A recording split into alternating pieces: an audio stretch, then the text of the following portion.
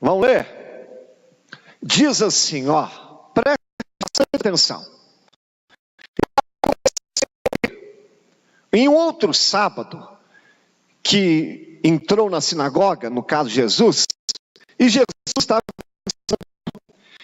ali, um homem que tinha a mão direita mirrada, seca, né? E os escribas, se ele curaria no sábado, para acharem de que eu acusar. Mas Jesus conhecia bem os seus pensamentos, e disse ao homem que tinha a mão mirrada: levanta-te, fica em pé no meio. E ele, levantando-se, ficou em pé. E então Jesus lhe disse: uma coisa vos hei de perguntar. É lícito no sábado fazer o bem ou fazer o mal? Salvar a vida ou matar? E olhando para todos em redor, disse ao homem: estende a tua mão. E ele assim o fez. E a sua mão lhe foi restituída, sã como a outra. Põe a mão no coração. Senhor, fala comigo nessa noite. Dê as palavras certas, Senhor. Toda distração, todo impedimento no mundo espiritual que caia por terra. Senhor, que o teu povo que veio aqui nessa manhã abra o coração para ouvir a tua palavra, para ouvir a tua voz, e que essa mensagem nos faça crescer, nos faça melhorar, em nome de Jesus. Amém. Veja bem, aqui está um homem. Diz a Bíblia que ele tem a mão seca, uma mão esquisita, mirrada.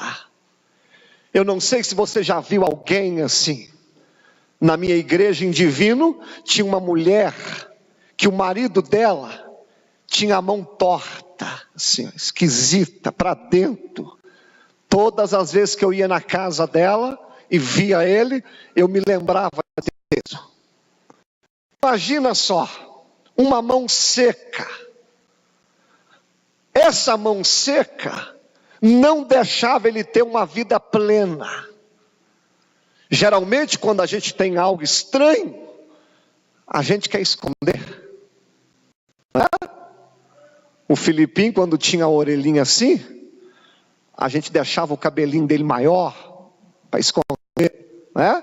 E eu sei que tem gente aqui que tem alguma área seca na vida dele, e ele quer esconder.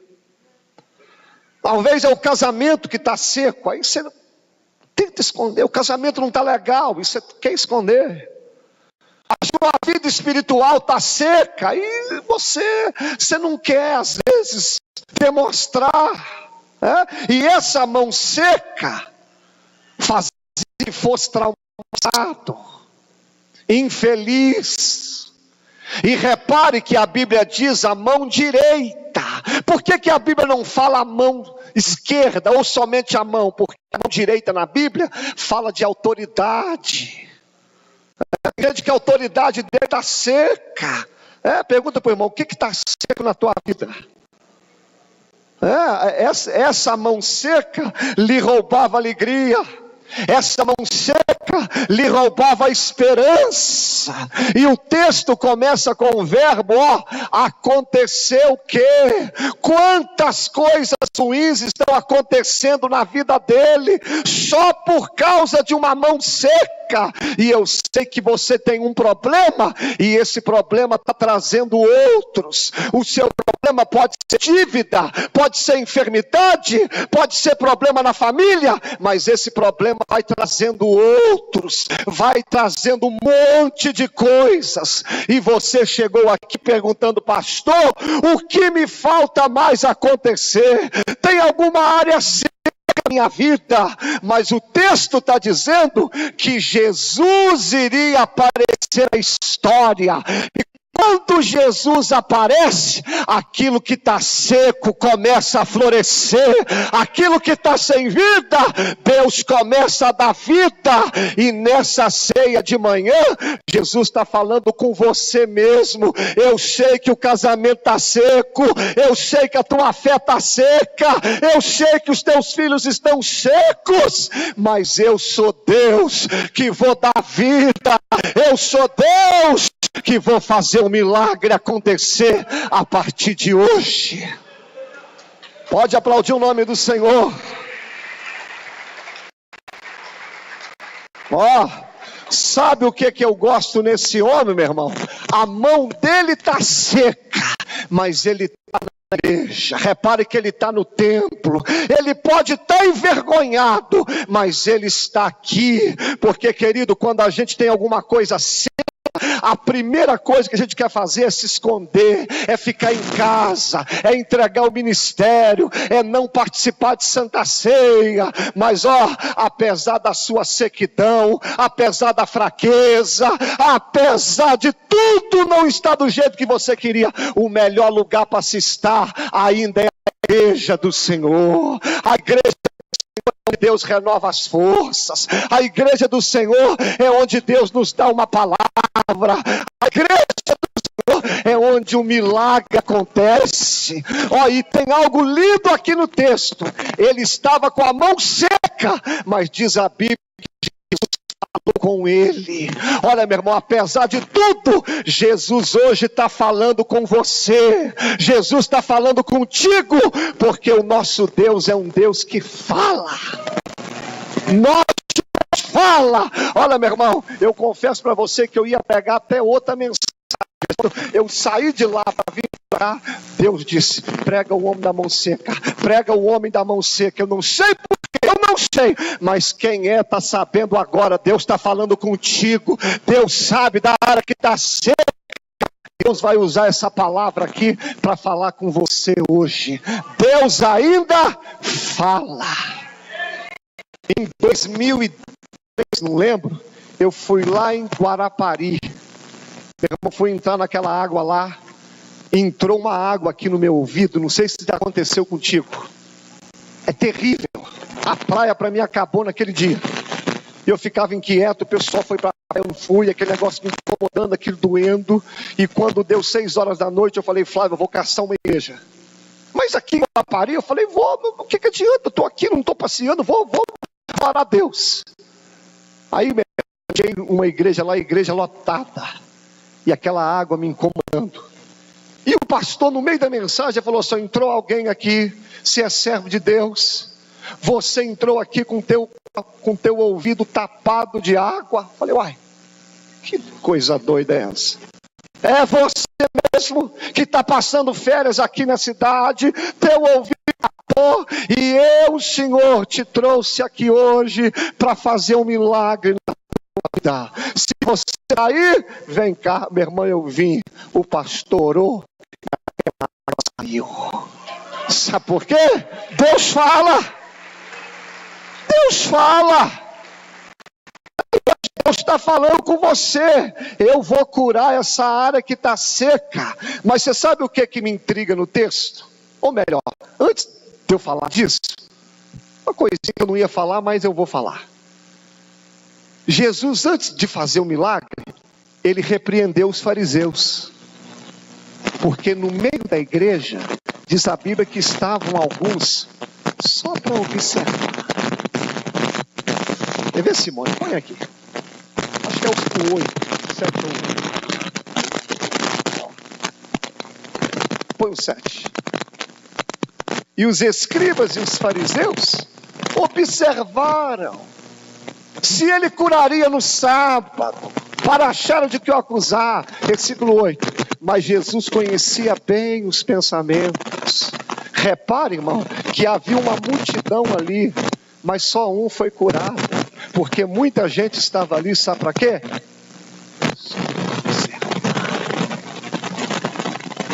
Você sabe por que tem hora a gente entra na igreja seco e sai seco? Porque a gente não vem para adorar.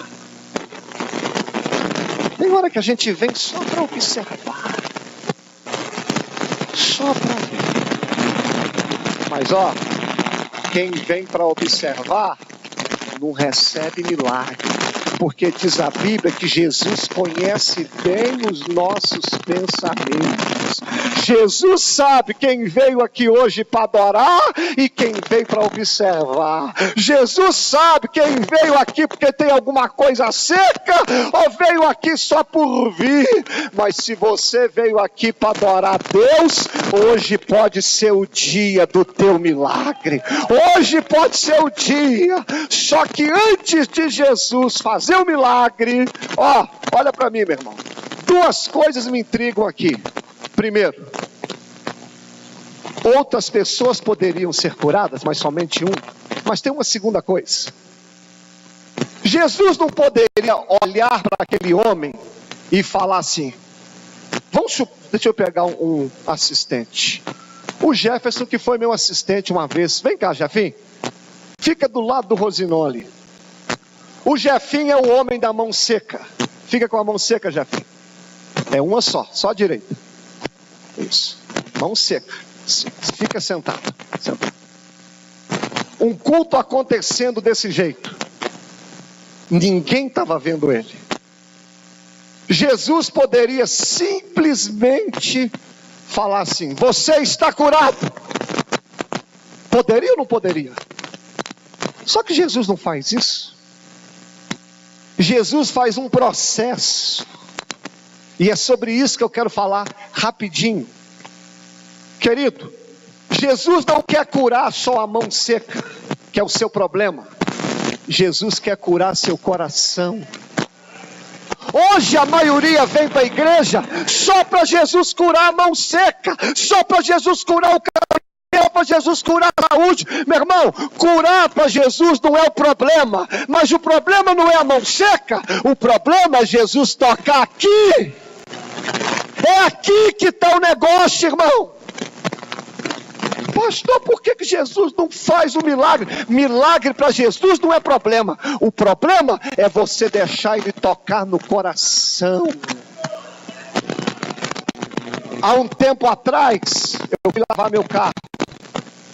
Aí eu perguntei, qual o preço? Ele falou, pastor, a limpeza completa, R$60. Bom, mas tem uma guaribada. Falei, o que é guaribada? A guaribada é R$20 só, mas é só uma guaribada. Falei, o que é isso? A gente só vai dar uma lavada por fora, né? Tirar o grosso.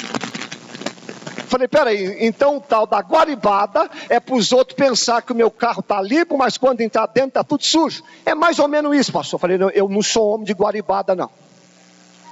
Meu irmão, tem gente que vem para a igreja e quer que Jesus só dá uma guaribada nele. Por fora ele está bonito. Tem roupa de crente, tem Bíblia de crente, dá glória a Deus de crente, dá paz do Senhor de crente. Meu irmão, mas como é que está aí dentro? Como é que está aí dentro? Tem gente que se olhar por fora está lindo, mas quando você entra no carro, está igual um ninho de guacho.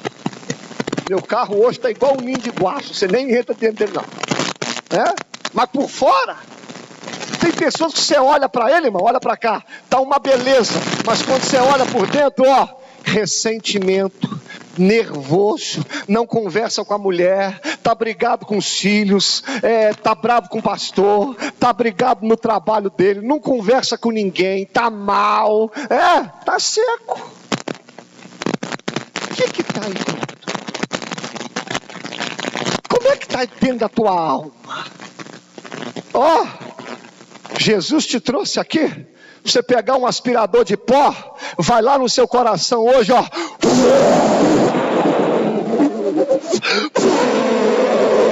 Vai arrancar toda a sujeira que está aí dentro. Porque se Jesus curar aqui, tudo por fora fica uma beleza. Deixa eu falar com as jovens aqui, com as adolescentes. Você não precisa de conquistar o rapaz com roupa curta. Se você for querer conquistar o rapaz com roupa curta, ele vai te querer por uma noite. Mas se você tiver o coração transformado, ele vai te querer para a vida inteira. isso que a gente tem que investir aqui, irmão, aqui, ó. O próprio Jesus falou, é do coração que saem as coisas boas. É daqui, é o coração que precisa ser tratado, não é a mão seca. A primeira vez que eu entrei, meu irmão, estava tudo ruim, meu casamento estava seco, minha vida financeira estava seca, né? Mas antes de Jesus curar a mão seca, Jesus curou meu coração. Eu pedi perdão para o meu pai, que eu não falava com ele há muitos anos, eu tive que abandonar muita coisa, eu tive que melhorar o jeito que eu tratava a Flávia.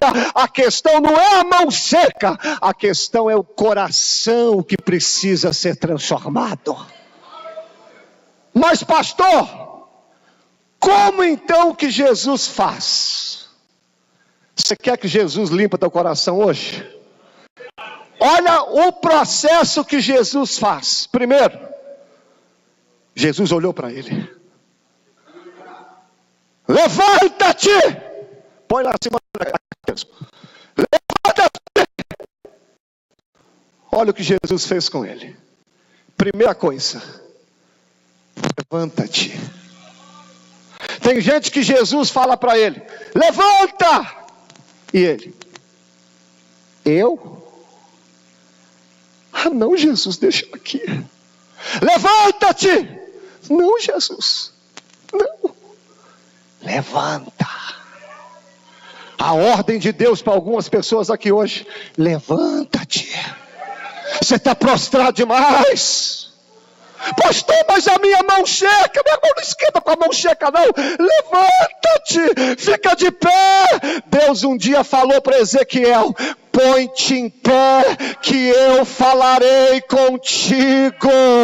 Põe-te em pé, irmão. Sai desse quarto escuro.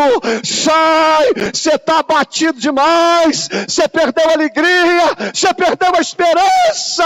Levanta-te. Toma uma posição hoje. Levanta-te. Pastor, eu não quero trabalhar, levanta-te. Pastor, eu não quero vir para a igreja, vem até sem ter vontade. Pastor, eu não quero orar, ora até sem ter vontade. Porque enquanto você estiver prostrado, Deus não pode fazer um milagre. Segunda coisa, levanta-te. Segundo, vem para o meio.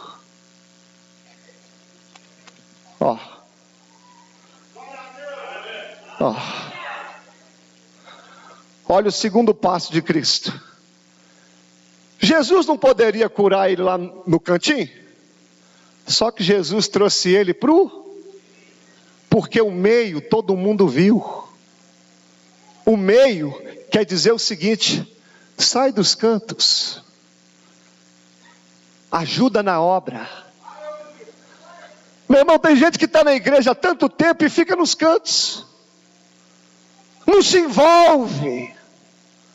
Não ajuda ninguém na igreja. Querido, igreja, deixa eu te falar algo. Não é só um local para a gente vir aqui para adorar a Deus e ir embora não. Igreja envolve mais que isso. Igreja é relacionamento. Você tem que vir para cá. Você tem que orar por alguém. Você tem que pedir a Deus para te mostrar o que você tem que fazer. Tem gente que acha que servir a Deus é só vir para o altar, pregar e cantar. Não, senhor. Igreja tem muito mais que isso, irmão. Às vezes você não foi chamado para estar no altar, nem para cantar e nem para pregar. Mas você foi chamado para outra coisa. O que não pode é você ficar nesse comodismo. Passa ano, vem ano, entra ano, sai ano. Passa dia, volta dia. E você continua nas beiradas. Não dá. Você quer que Jesus cure a tua mão seca? Se envolve, porque diz a Bíblia que o nosso trabalho no Senhor não é em vão. Tudo que você faz para Deus, meu irmão, Deus não fica devendo nada para ninguém. E evangelho, pastor, eu estou esperando eu melhorar. Meu filho, se você esperar as coisas ficarem boas para você fazer a obra de Deus, você nunca vai fazer. Nunca vai fazer. Tem dia que eu subo aqui, meu irmão, eu estou mal, estou triste, estou com problema. Mas se eu for esperar os problemas passarem, eu não prego. Então eu aprendi uma coisa. O poder de Deus se aperfeiçoa na fraqueza. Quanto mais fraco eu estou, mais o poder de Deus se manifesta. O que eu não posso, A mão seca. O que eu não posso é ficar nas beiradas. Conhecia a história, irmãos. Preste atenção aqui. Pode até o tecladista para mim depois. Conhecia a história de um pastor. Ele quis pregar como é que chama? Na penitenciária mais perigosa dos Estados Unidos. Aí ele falou assim: meu Deus do céu, como que eu vou pregar lá? Preste atenção aqui. Gente do céu, lá o pessoal é tudo de ruim, ia para lá. Meu irmão, só para ele conseguir a liberação foram 6 meses. Quando chegou o dia do culto, ele falou: Senhor, me guarda, porque lá só tem gente ruim. Quando ele chegou na penitenciária, irmãos, ele teve um choque, assustou. Todo mundo lá de preto, terno, gravata, com a Bíblia debaixo do braço. Pai do Senhor, pastor. Ele olha: Pai do Senhor? É um prazer ter o senhor aqui, pastor. O senhor fazer um culto na nossa cela. Mas como é que esse povo é crente? Esse povo é tudo doido. Como é que esse povo aceitou Jesus? Vão participar do culto, pastor.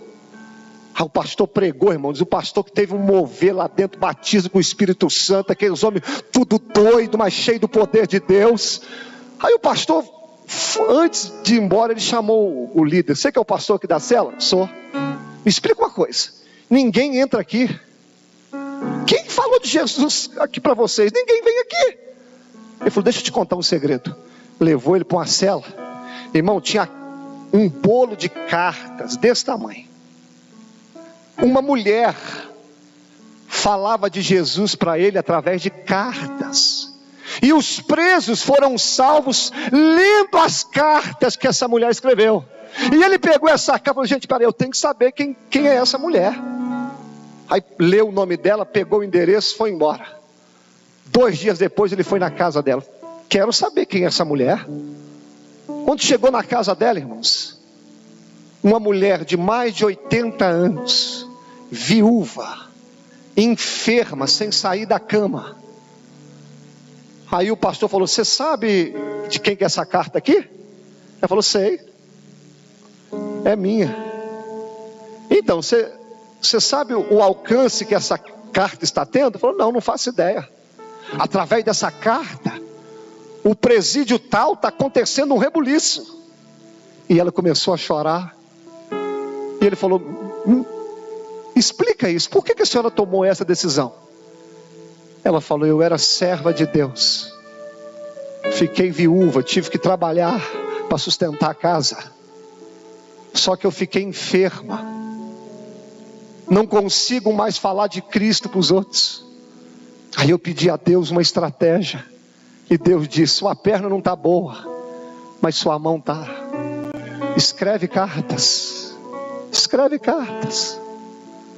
E ele disse: mulher, louvado seja Deus pela tua vida. A senhora doente, viúva, enferma, está ganhando muito mais almas do que eu que estou com saúde.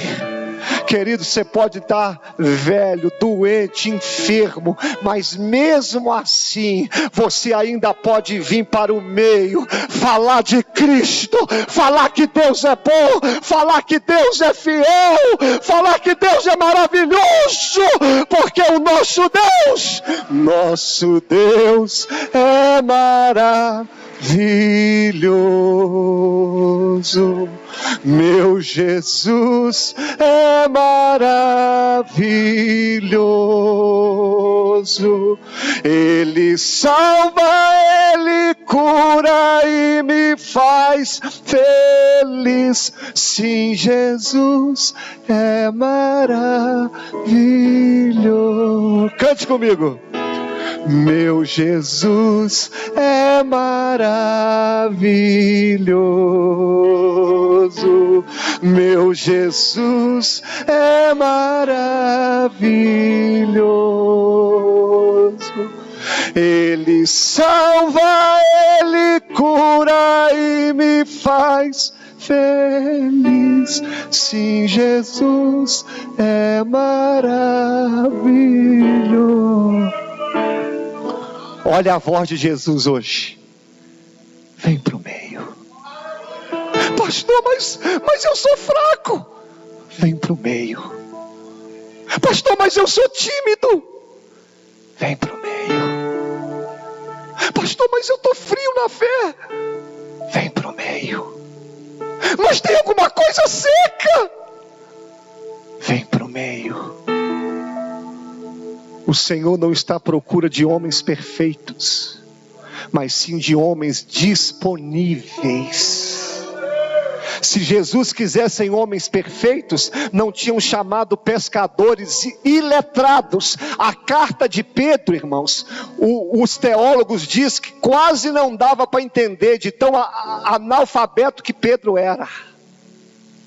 Era analfabeto, mas cheio do Espírito Santo.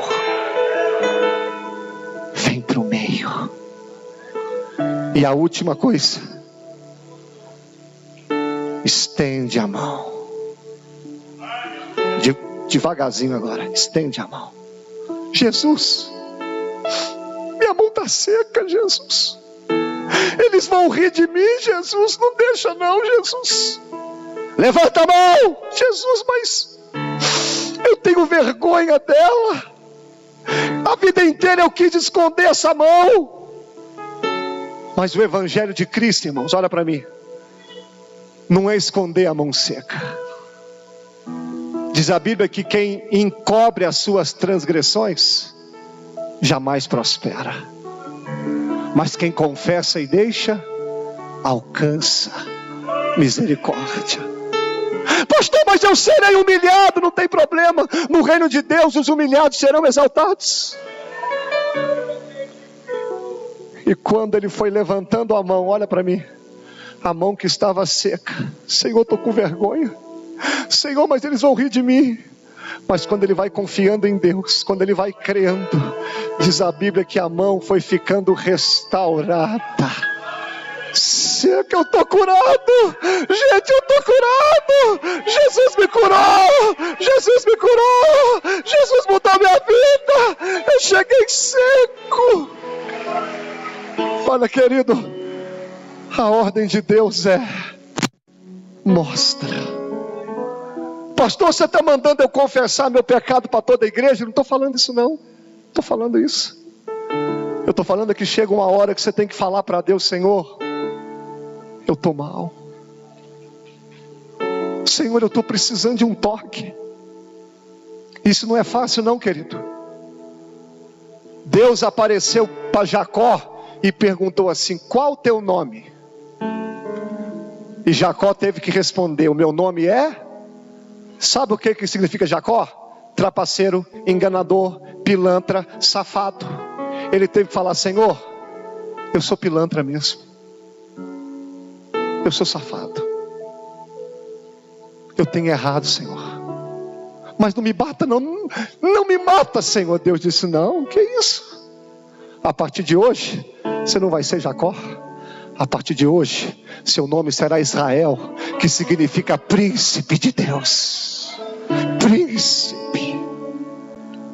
Você quer que o teu casamento mude, mulher? Mude, homem. Reconheça que você está seco. Você nunca pede perdão, rapaz. Você é muito orgulhoso. A culpa está sempre nele, a culpa está sempre nela. Aqui na igreja o problema nunca está em você, está sempre no outro. O problema nunca está na gente, irmãos. Está errado. Mostra a tua mão. Mostra. Eu queria que você ficasse de pé. Mostra a tua mão. Fala para o irmão: mostra a tua mão. Mostra.